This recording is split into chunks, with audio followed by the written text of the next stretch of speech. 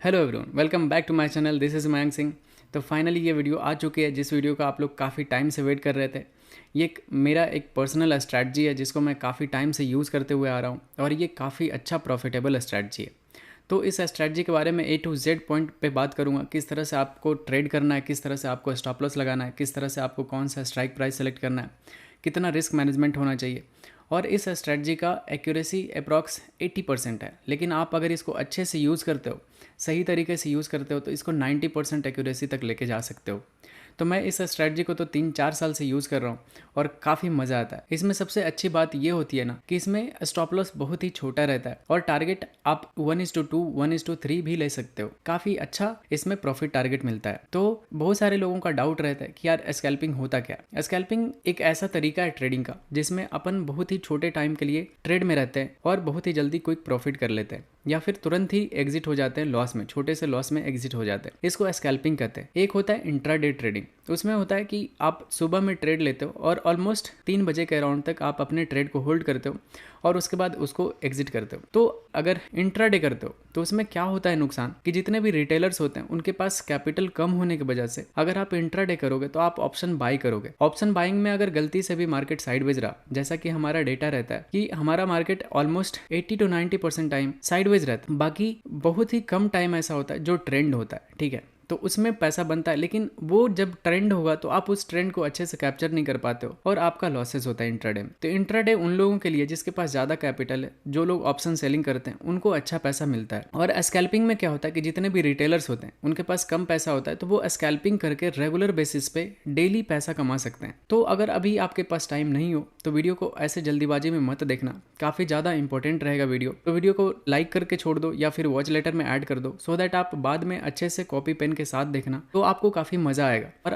काफी कुछ सीखने के लिए मिलेगा। तो ध्यान से देखना और इस स्ट्रैटेजी को अपने लाइफ में अडॉप्ट करने का कोशिश करना, क्योंकि मेरा मानना है कि आपका बिल्कुल करियर चेंज हो सकता है अगर आप इसको अच्छे से यूज करने के लिए सीख गए तो चलिए वीडियो को शुरू करते हैं। इस स्ट्रैटेजी में आपको 2 EMA लगाना है। सबसे पहले आपको क्लिक करना है इंडिकेटर पे और उसके बाद सर्च करना है EMA। इस तरह से सर्च होके आएगा। जो फर्स्ट ऑप्शन आएगा मूविंग एवरेज एक्सपोनेंशियल, इस पे आपको 2 बार क्लिक करना है तो ये यहाँ पे ऐड होके आ जाएगा। इसका बाय डिफॉल्ट आपको लेंथ दिख रहा होगा 9, लेकिन एक का लेंथ आपको कर देना है 15।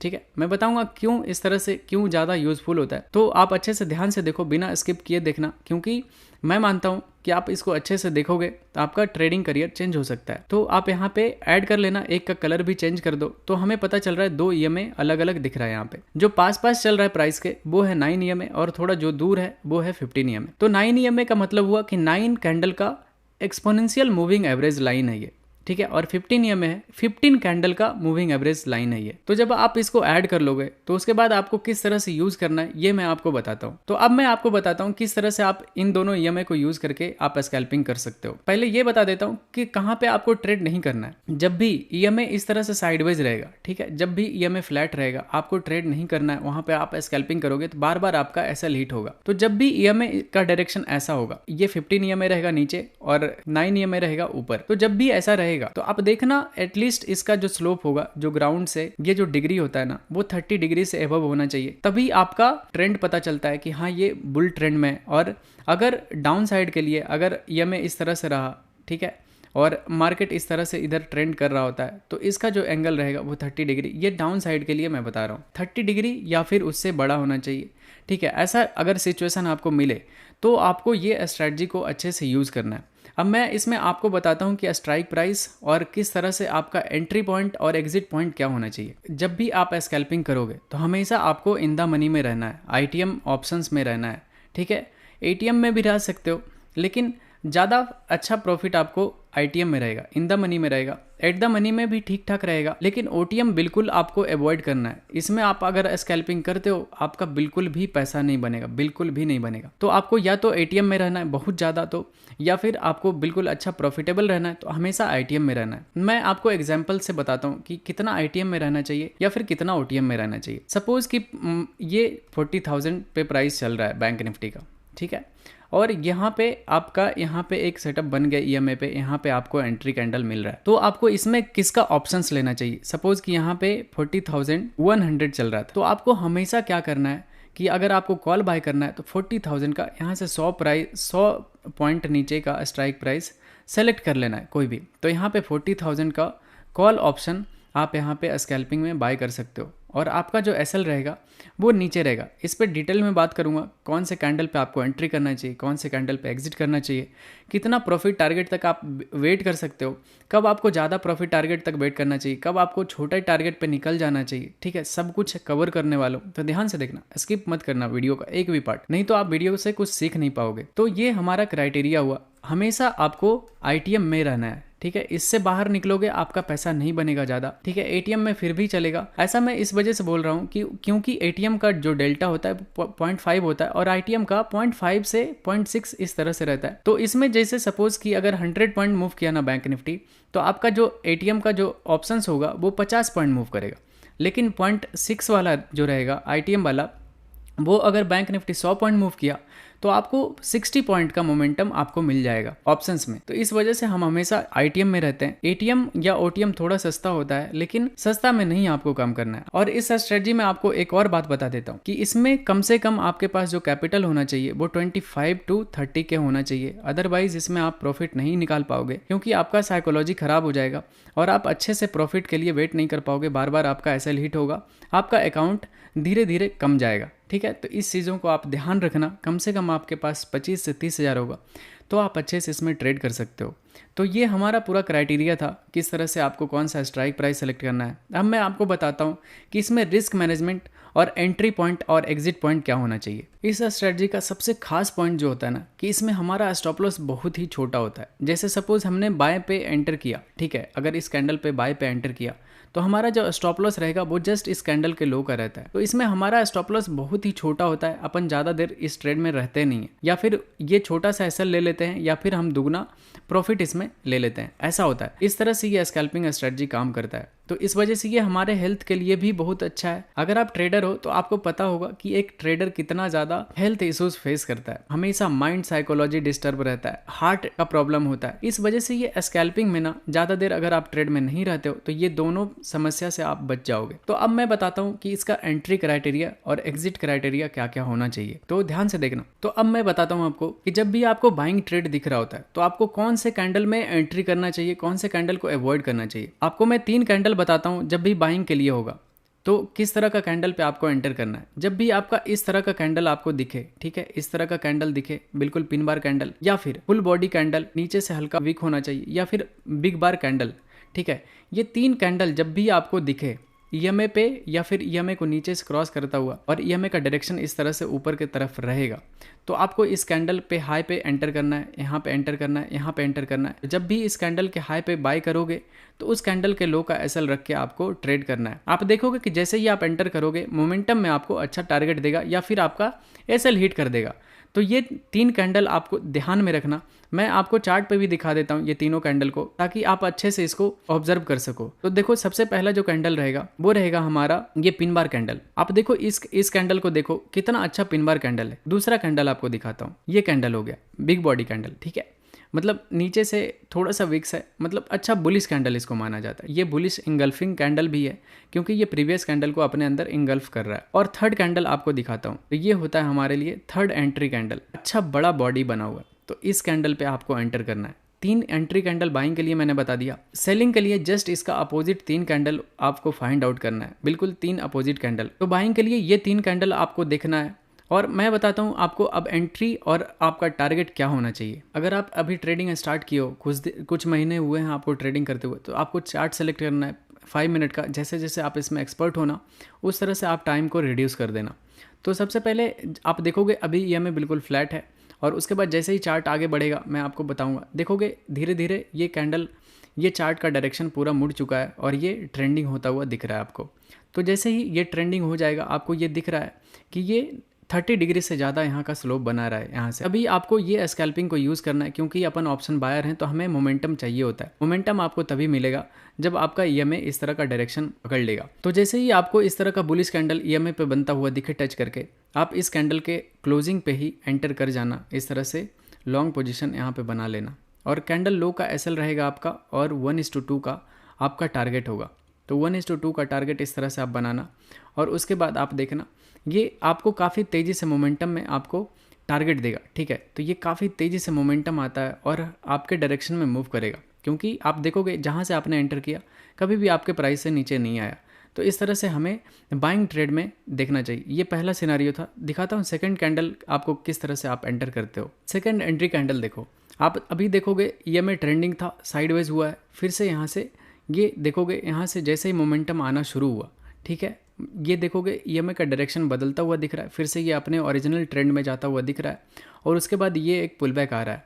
तो पुल बैक आएगा और ईएमए पे जैसे ही एक बुलिश कैंडल दिखेगा, ये देखोगे ये बड़ा सा बुलिश कैंडल ये जब बना था, आपको इस पर एंट्री करना है। इस तरह के कैंडल पे आपको एंट्री करना है और इसमें भी आपका जो एंट्री के बाद आपका स्टॉप लॉस होगा वो कैंडल लो का होगा और इसमें भी आपको 1:2 का टारगेट बनाना है। उसके बाद देखोगे कि ये आपका 1 गो में आपका टारगेट हिट कर देगा। तो हमारा ये दूसरा एंट्री कैंडल था। तीसरा एंट्री कैंडल आपको दिखाता हूँ। तो यहाँ पे देखोगे हमारा ईएमए अप ट्रेंड में है और उसके बाद ये नीचे क्रॉस कर रहा है कैंडल, ठीक है। अगर यहाँ से रिजेक्शन लेगा तो और बुलिश कैंडल बनाएगा, तीसरा जो कैंडल है हमारा एंट्री कैंडल, अगर वो यहाँ पे बनता दिखेगा तो अपन उस पर एंटर कर जाएंगे। तो आप देखोगे ये नीचे क्रॉस किया, लेकिन ये कैंडल देखो नीचे से ईएमए को क्रॉस करके, दोनों ईएमए को क्रॉस करके एक अच्छा सा बुलिश कैंडल यहाँ पे क्लोज हुआ है। तो ये हमारा तीसरा एंट्री क्राइटेरिया होता है, क्योंकि हमेशा ऐसा नहीं होगा कि ईएमए को टच करके ही ऐसा कैंडल बनाएगा।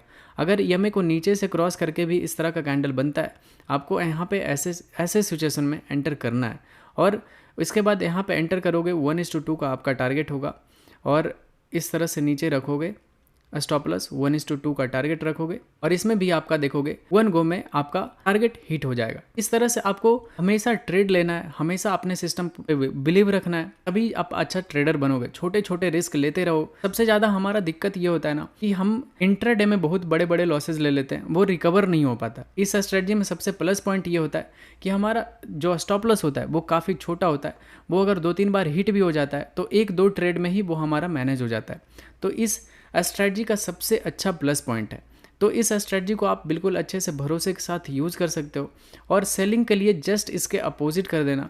जैसा भी हमने यहाँ पे बताया था वो सेलिंग का भी 1-2 ट्रेड आपको करके दिखा देता हूँ, सो दैट आप अच्छे से इसको रिलेट कर पाओगे, आपको कहाँ पे एंटर करना चाहिए, कहाँ पे एग्जिट करना चाहिए।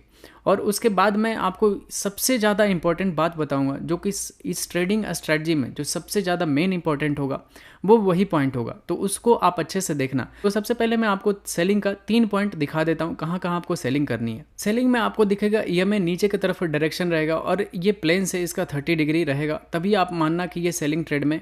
देखोगे यहाँ पे भी एंट्री मिला था। मैं आपको आगे दिखाता हूँ किस तरह से आपका एंट्री यहाँ पे मिलेगा। काफ़ी अच्छा मार्केट हमें बेयरिश दिख रहा है, तो हमें कैसे एंट्री इसमें फाइंड आउट करना है। जैसे ही देखोगे यहाँ पे ये कैंडल ऊपर से क्रॉस किया है, ऊपर हमारा ओवरऑल ट्रेंड डाउन ट्रेंड है और ये थोड़ा देर साइडवेज रह के ईएमए बुलिश कैंडल बनाया था, लेकिन ये पूरा रिजेक्शन लेके नीचे चला आया और हमारे ईएमए को डाउन मोमेंटम दे दिया। ठीक है, उसके बाद देखोगे ईएमए का डायरेक्शन यहाँ पे चेंज हो चुका और यहाँ पे ईएमए का जो स्लोप है वो 30 डिग्री से ज़्यादा हो गया। जैसे ये कैंडल बना था, ये काफ़ी अच्छा बेरिश कैंडल होता है, आपको इस कैंडल पे एंट्री करना था शॉर्ट सेल और इसके ऊपर का आपका एसएल होगा इस कैंडल का और इसमें 1:2 का आपको टारगेट बनेगा। ठीक है, 1:2 का टारगेट बना के आप इस ट्रेड में एंटर होगे। आप देखोगे कि हमारा 1 गो में हमारा टारगेट हिट हो जाएगा इसमें। तो इस तरह से आपको ट्रेड में एंटर करना है। और जो दूसरा कैंडल हमारा एंट्री क्राइटेरिया होता था सेलिंग का, वो है ये कैंडल। आप देख सकते हो, अगर आपने यहाँ पे एंटर किया था तो इस कैंडल में जब आपको यहाँ पे मिल रहा था तो आप यहाँ पे भी एग्जिट कर सकते थे, डोंट वरी। आपको बस एक भी रिवर्सल कैंडल का वेट नहीं करना है, क्योंकि आप स्कैल्पिंग कर रहे हो। अगर इतना बड़ा रेड कैंडल अगर ग्रीन में कन्वर्ट होता हुआ दिखे तो आपको वहाँ से निकलना चाहिए, फिर आपको दोबारा एंट्री कर लेना चाहिए था। जैसे आप इसमें एग्जिट करते और आपका जो दूसरा एंट्री होता ये रिटेस्ट किया और फिर से ईएमए को टच करके ये बेरिश कैंडल बना था, आपका फिर से यहाँ पे एंट्री बन जाता सेलिंग ट्रेड का। यहाँ पे आप शॉर्ट करते, कैंडल हाई का एसएल रहता आपका और 1:2 का आपका टारगेट बन जाता, आप इसमें ट्रेड में एंटर कर सकते थे। तो इस तरह से आपको मोमेंटम में काफी अच्छा ट्रेड मिल जाता। ठीक है, इस तरह से आपको ट्रेड मिलता है। इसको अच्छे से बैक टेस्ट करना, मैं तो काफी टाइम से बैक टेस्ट करते हुए आ रहा हूँ, मैं काफी ट्रेड भी इस पे करता हूँ, लाइव मार्केट में आपको ट्रेड करके दिखाता हूँ। ये स्ट्रेटजी काफी ज्यादा काम करती है। आप इसको अगर अच्छे से यूज करोगे तो 90% एक्यूरेसी तक भी लेके जा सकते हो, क्योंकि अपन इस स्ट्रेटजी को ट्रेंड में ट्रेड करते हैं। ठीक है, कभी भी साइडवेज मार्केट में इस स्ट्रेटजी को यूज नहीं करते हैं। इस जगह पे, ऐसे जगह पे यूज नहीं करते, हम हमेशा ऐसे जगह पे यूज करते हैं, ऐसे जगह पे यूज करते हैं ताकि हमारा जो विनिंग प्रोबेबिलिटी हो वो काफ़ी ज़्यादा हाई हो। ऐसे जगह पे यूज़ करते हैं। देखोगे यहाँ पे भी बना, सेलिंग आया, कितना मोमेंटम कैंडल यहाँ पे बनता हुआ दिखा था। तो आप जाके बैक टेस्ट करना इस स्ट्रेटजी को। मैं तो काफ़ी टाइम से कर रहा हूँ। आपको 10 में से मिनिमम 8 बार 7 बार इसमें बहुत अच्छा टारगेट देगा, बड़ा बड़ा टारगेट देगा। एक एक कैंडल में आपको अच्छा टारगेट दे के चला जाएगा। तो अब जो सबसे ज़्यादा मेन इंपॉर्टेंट बात है इस स्ट्रेटजी में, जो कि आपको ध्यान में रखना है, वो है कि आप कभी भी इस स्ट्रेटजी को निफ्टी या फिर बैंक निफ्टी, हमेशा दोनों को अलग अलग यूज़ नहीं कर सकते। जब भी आप स्कैल्पिंग करना तो साइड बाय साइड आपके पास 2 स्क्रीन होना चाहिए इस तरह का। आप इस तरह से दोनों स्क्रीन को लगा के रखना और दोनों में एक तरफ बैंक निफ्टी होना चाहिए और एक तरफ निफ्टी होना चाहिए। तो इसमें क्या क्या अवॉइड करना है ये मैं आपको बताता हूँ। क्योंकि आप अगर सिंगल चार्ट पे यूज़ करोगे ना, सिर्फ अगर निफ्टी को यूज़ करते हो, बैंक निफ्टी को इग्नोर कर देते हो, तो आपका कहीं ना कहीं एक्यूरेसी थोड़ा सा कम जाएगा। लेकिन अगर आप दोनों को एक साथ मिला के यूज़ करोगे, निफ्टी और बैंक निफ्टी को, इसमें आप काफ़ी ज़्यादा प्रॉफिटेबल होगे। मैं बताता हूँ कि इसमें बैंक निफ्टी और निफ्टी को किस तरह से यूज़ करना है। सपोज़ कि आपने यहाँ पे, सपोज़ कि आपको इस जगह पे सेलिंग ट्रेड निफ्टी में मिल रहा है, यहाँ पे स्कैल्पिंग ट्रेड मिल रहा है, ठीक है। लेकिन अगर बैंक निफ्टी कहीं सपोर्ट लेवल पे ट्रेड करता हुआ दिखेगा इधर इस जगह से, तो आपका ये सेलिंग ट्रेड नहीं चलेगा। क्योंकि अगर ऐसा होगा कि लेवल्स हमेशा ज़्यादा काम करते हैं, ना कि ब्रेकआउट ब्रेकडाउन। क्योंकि अगर बैंक निफ्टी अगर सपोर्ट पे ट्रेड करता हुआ रहेगा, कभी भी यहाँ से एक अपसाइड का मोमेंटम दिखा देगा, तो ये जो निफ्टी होगा ये इतना तेज़ी से फॉल करेगा नहीं। तो आपको सेलिंग में अवॉइड करना है क्या, कि बैंक निफ्टी हमारा, अगर बैंक निफ्टी में करते हो तो आप जस्ट उल्टा करना, अगर निफ्टी में करते हो तो उसके लिए मैं बता रहा हूँ कि निफ्टी में करते हो तो कभी भी अगर सेलिंग ट्रेड आपको निफ्टी में मिल रहा है, तो बैंक निफ्टी में कभी भी बैंक निफ्टी अपने सपोर्ट पे ट्रेड करता हुआ ना रहे। हमेशा सपोर्ट पे से ऊपर रहेगा या अपने रेजिस्टेंस से फॉल करता हुआ दिखेगा। उस जगह पे आपका जो विनिंग प्रोबेबिलिटी होगा वो मोर देन 90% होगा। ये मेरा पर्सनल एक्सपीरियंस है। मैं लाइव मार्केट में बहुत बार, कई बार करके दिखाया हूँ, तो आप भी इसको अच्छे से करके देखना, आपको बहुत ही ज़्यादा काम आएगा। अगर आप बाइंग का ट्रेड, सपोज़ कि स्कैल्पिंग में आपको बाइंग का यहाँ पे कैंडल मिल गया, आप यहाँ पे बाइंग कर रहे हो कैंडल लो का एसएल रख के, लेकिन अगर वहीं पे बैंक निफ्टी अपने रेजिस्टेंस पॉइंट से रेजिस्टेंस लेता हुआ दिखेगा, ठीक है, तो आप दोनों कंट्राडिक्ट हो रहा है कि इसमें निफ्टी में बाइंग आ रहा है और बैंक निफ्टी में सेलिंग आ रहा है। आप ऐसे जगह पे कभी भी ट्रेड मत करना, क्योंकि यहाँ पे आपका विनिंग प्रोबेबिलिटी बहुत ही, मतलब लेस देन 40 to 30% आ जाएगा, ठीक है, मतलब इतना ज़्यादा विनिंग प्रोबेबिलिटी आ जाएगा। तो ऐसे में आपको काम नहीं करना है। आपको जब भी देखना है कि अगर बाइंग ट्रेड मिल रहा है हमें, तो बैंक निफ्टी भी अपने सपोर्ट लेवल से बाइंग आता हुआ दिखना चाहिए बैंक निफ्टी में, तभी आप ज़्यादा प्रॉफिटेबल होगे और आपका साइकोलॉजी ज़्यादा अच्छा होगा और आपका जो टारगेट हिट होगा वो ज़्यादा टाइम हिट होगा और स्टॉप लॉसेस कम हिट होंगे, ठीक है। तो ये हमारा बेसिक कुछ क्राइटेरिया था जिसको आप अच्छे से फॉलो कर सकते हो। तो आप अच्छे से जाओ, बैक टेस्ट करो इस स्ट्रैटेजी का, आप बहुत अच्छे से इसको इम्प्लीमेंट करना अपने लाइफ में। अगर कुछ भी डाउट है इस स्ट्रैटेजी से रिलेटेड, तो आप कमेंट करके पूछो, मैं आपको अच्छे से जवाब दूंगा, ठीक है। अगर कुछ रह गया तो मैं लाइव मार्केट में फिर दोबारा एक्सप्लेन कर दूंगा, अगर कुछ भी पॉइंट मेरे से मिस हुआ तो। सबसे ज़्यादा इंपॉर्टेंट था कि बैंक निफ्टी और निफ्टी को दोनों एक साथ यूज़ करना है, सो दैट हमारा एक भी गलत ट्रेड में एंट्री ना बने, ठीक है। तो यही था हमारा स्ट्रेटजी। आप अच्छे से इसको यूज़ करना, स्कैल्पिंग करना। आप रिटेलर्स हो तो आप इसमें स्कैल्पिंग करके आप कैपिटल को काफ़ी अच्छे से ग्रो कर सकते हो और आप अच्छा पैसा बना सकते हो इसमें। तो चलिए वीडियो को रैप अप करते हैं। अगर वीडियो इन्फॉर्मेटिव लगा तो वीडियो को प्लीज़ लाइक करना। जो भी लॉसेस कर रहे हैं आपके दोस्त, ठीक है, उनके पास शेयर करो वीडियो को, उनको बोलो देखने के लिए। अच्छे से अगर वो देखेंगे और अपने अंदर अडॉप्ट कर लिए तो वो काफ़ी अच्छा प्रॉफिटेबल हो जाएंगे, ठीक है, ये मेरा गारंटी है। आप अच्छे से देखो वीडियो को और लाइक कर दो, शेयर कर दो, और अगर अभी तक आपने सब्सक्राइब नहीं किया तो सब्सक्राइब कर दो जल्दी से चैनल को। लो bye, thank you, thanks for watching guys.